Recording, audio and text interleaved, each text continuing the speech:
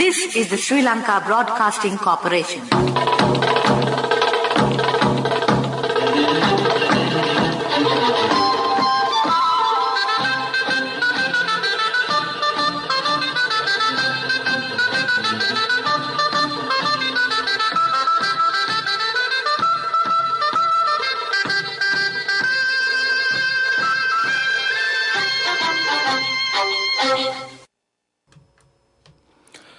(6:15).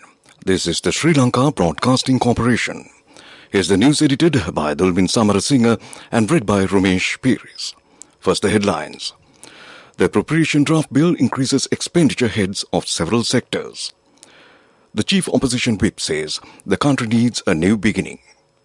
All passenger transport services will be regulated. Sri Lanka Customs informs all travellers to avoid bringing in any prohibited and restricted commodities. In news overseas, a US doctor issues warning of many undiagnosed polio cases. In sports, ICC rankings, Mooney back at number 1 among T20 international batters. Now the local news in detail. Prime Minister Dinesh Gunawardena tabled the appropriation draft bill in Parliament today. The amendment appropriation bill has revised government expenditure. According to the bill, expenditure heads of President, Defence, Education and Health have been increased. Accordingly, the expenditure has been increased to 3 billion rupees compared to 2.78 billion rupees allocated during the budget 2022. Defence allocation has been increased slightly to 375 billion rupees from 373 billion rupees, while allocation for health has been increased to 348 billion rupees from 153.5 billion rupees.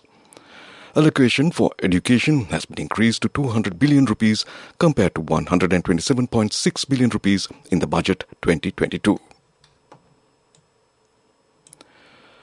Minister Susil Premchand said in Parliament today that 53,000 graduates were recruited under the program to provide employment to graduates. He said 33,000 graduates have been recruited for teaching and for the Education Ministry. Results of the GCE Advanced level will be released before the end of this month. The highest number of teachers and students arrivals during the recent past has been recorded from the Northern Province. The Education Minister was replying to a question raised by opposition leader Sajith Premadasa. Proposing the adjournment debate, MP Lakshman Kirayala said the country needs a new beginning.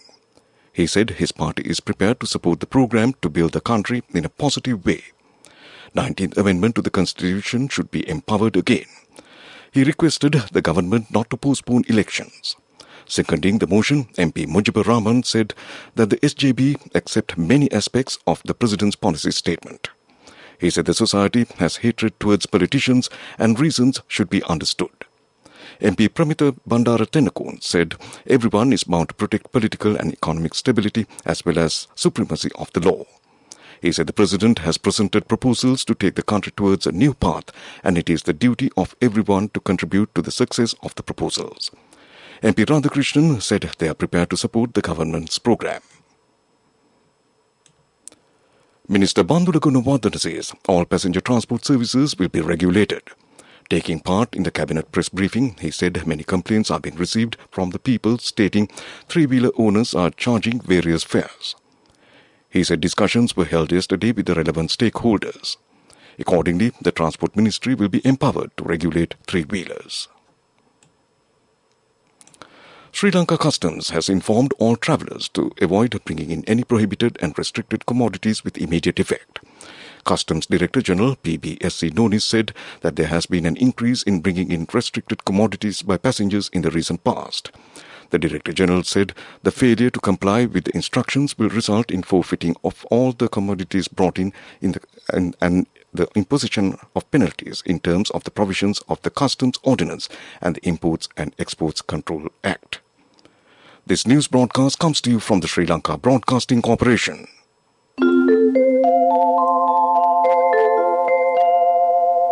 People's Bank, yes. Digital savings account, say yes to challenge.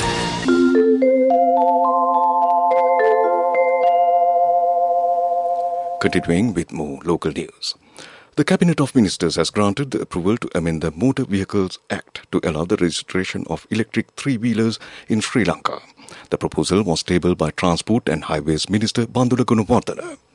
The government says it has received several requests from various parties seeking permission for the registration of electric three-wheelers in the country to promote the use of electric vehicles in order to minimize the consumption of fossil fuels.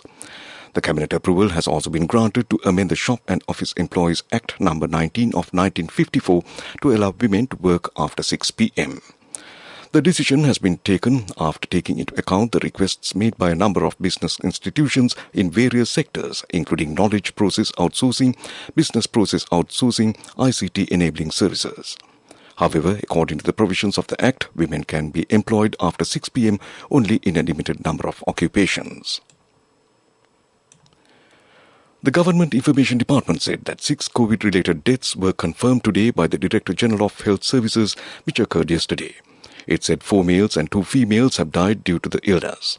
Meanwhile, 214 more people tested positive for COVID-19 today. This brings the total of COVID-19 cases registered in the country so far to 667,158. Secretary to the Minister of Foreign Affairs, Aruni Vijayawardena, was the chief guest at the 55th ASEAN Day at the Indonesian Embassy in Colombo. The event was hosted yesterday by Ambassador of Indonesia, Dewi Gustina Tobing, and the heads of missions of the 4 other ASEAN member states in Colombo: High Commissioner of Malaysia, Tan Jang Tai, Ambassador of Myanmar, Han Tu, Ambassador of Thailand, Poj Hanpol, and Ambassador of Vietnam, Ho Tai Tuk Truc. Foreign Secretary Vijayawardena, in her remarks, recalled the strong ties between Sri Lanka and Southeast Asian countries, which date back to ancient times when Sri Lanka was known worldwide as a major maritime economic hub. She said in continuing these connections, which are centuries old, today there are many opportunities for Sri Lanka once again to be a successful ASEAN economy. And that ends local news.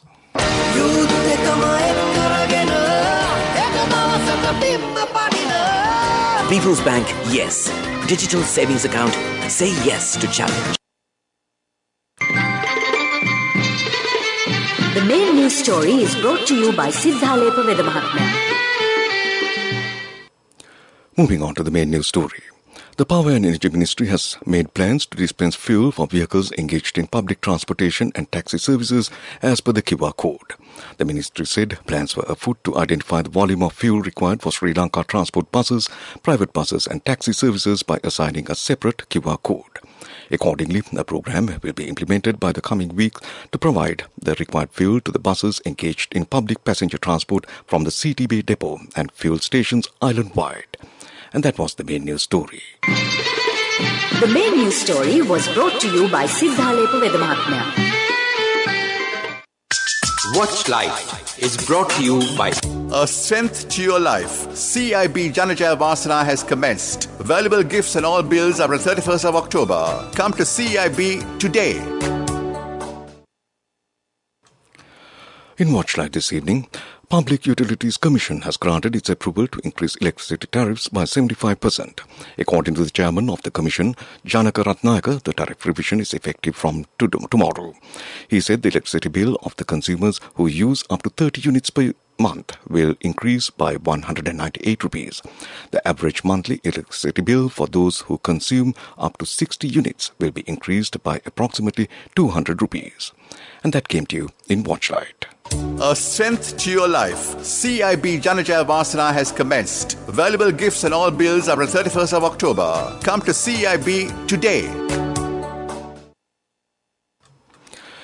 Moving on to a bulletin of world news, first the headlines. A US doctor issues warning of many undiagnosed polio cases. At least 8 reported dead amid heaviest rain in Seoul. 12th century idol stolen from Tamil Nadu temple found in US after 50 years. Now the world news in detail. A health official in New York State has told media that there could be hundreds or even thousands of undiagnosed cases of polio there. It follows an announcement last month that an unvaccinated man had been paralyzed by the virus in Rockland County, New York. His case has been linked genetically to traces of polio virus found in sewage in London and Jerusalem. Developed countries have been warned to boost vaccination rates. At least 8 people have died and 14 others have been injured as flooding caused by torrential rain hit parts of South Korea's capital Seoul. Heavy downpours on Monday night submerged roads, flooded metro stations and caused blackouts across the country and the neighboring provinces. Korea's meteorological agency said some areas received the highest rate of rainfall in 8 years. Weather officials said the rain was likely to continue over several days. Police say a statue that was stolen in 1971 from a temple in the southern Indian state of Tamil Nadu has been traced to New York. They said the 12th century idol of Hindu goddess Parvati was found at the Bonhams auction house. Bonhams is a privately owned international auction house which is headquartered in London. A senior police official said the Tamil Nadu Police's idol wing has readied papers to bring the idol back. Back to the headlines of the world news. A US doctor issues warning of many undiagnosed polio cases. At least 8 reported dead amid heaviest rain in Seoul. 12th century idol stolen from Tamil Nadu temple found in US after 50 years. And that concludes world news. Moving on to development news. Sri Lanka Army has now planted 100 acres of seed maize in the Polonnaruwa Kandakadu farm to obtain maize seed for the next Maha season cultivation. There are about 10,000 acres in the Kandakadu farm, of which the Agriculture Ministry has decided to hand over 3,000 acres to the Army for the cultivation of maize in the next season. In addition, the Rehabilitation Authority has provided 250 acres for maize cultivation by using the labour of the camp run near the Kandakadu farm. And that was development news. Sports news is brought to you by Sampath Bank, we present your future. Moving on to sports news, first it's cricket. Beth Mooney has reclaimed the number 1 spot for batters in the ICC Women's T20 International Rankings after topping the Commonwealth Games 2022 run scorers chart, finishing with 179 runs from 5 innings. Talia McGrath has joined Mooney, Meg Lanning and Alicia Healy in the top 10, while Jemima Rodriguez is now one of the 3 Indians in the top 10 after 7-spot jump to number 10, while Smriti Mandhana and Shafali Verma are the others. In other sports news, boxing, Tyson Fury has urged Derek Chisora to accept his offer to fight him in a trilogy bout. The WBC heavyweight champion said he was retiring after his last win over Dylan White in April. But speaking on Instagram, Fury revealed he had made an offer to veteran heavyweight Chisora, whom he has beaten twice. And that was sports news. Cash through NSP globally and win wonderful gifts locally. From October 1st, 2021 to December 31st, 2022. Remit a minimum of $100 or an equivalent amount in any foreign currency 3 times through NSB U Trust. Business News, sponsored by National Savings Bank, the safest place for your money.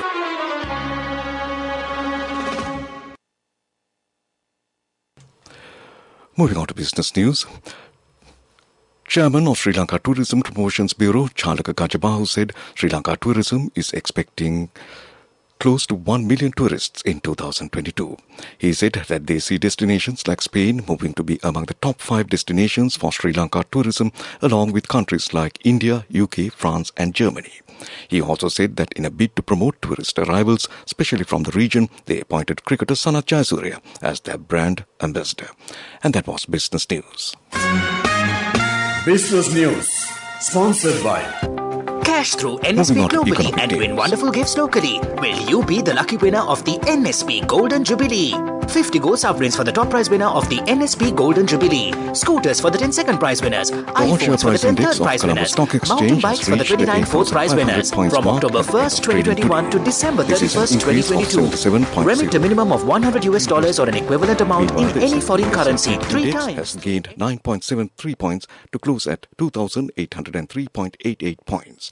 Today's turnover was recorded at 5.34 billion rupees. And that was economic news. You have responsibility. That's why we promise to give you the best returns and guarantee on your investment. LOLC Finance Fixed Deposits. Maximize your savings. LOLC Finance PLC, incorporated on the 13th of December 2001, is rated SLA stable by ICRA Lanka Limited and is licensed by the Monetary Board of the Central Bank of Sri Lanka under the Finance Business Act number 42 of 2011. Moving on to the weather report, the Met Department says several spells of light showers will occur in the western and Sabaragama provinces and in the Galle, Mathura, Kandy and Varelia districts. Very strong winds, about 50 km per hour, can be expected at times over the western slopes of the Central Hills, northern and north central provinces and in the Hambantota and Trincomalee districts. And that was the weather report. And to end this news broadcast, a recap of the main news headlines. The appropriation draft bill increases expenditure heads of several sectors. The chief opposition whip says the country needs a new beginning. All passenger transport services will be regulated. Sri Lanka Customs informs all travellers to avoid bringing in any prohibited and restricted commodities. In news overseas, a US doctor issues warnings of many undiagnosed polio cases. In sports, ICC rankings, Mooney back at number 1 among T20 international batters. And that concludes this news broadcast from the Sri Lanka Broadcasting Corporation.